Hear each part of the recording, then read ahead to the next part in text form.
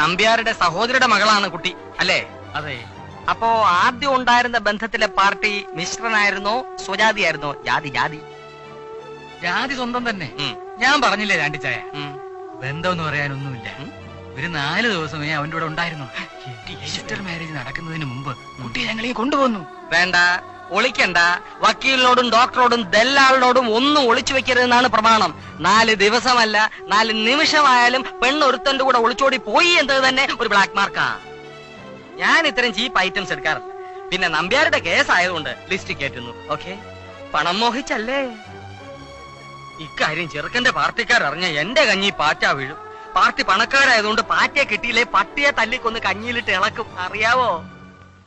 കാര്യങ്ങളുടെ ശരിയായ കിടപ്പ് മനസ്സിലാക്കിയാലേ ചേരുന്ന ഒരു കൊളുത്തിനി കൊണ്ടുവരാൻ പറ്റൂ. സാധാരണ ഒരു വിവാഹം നടത്തും പോലെ അല്ലിത്. സ്വപ്പം അശല കുശലയാണ്.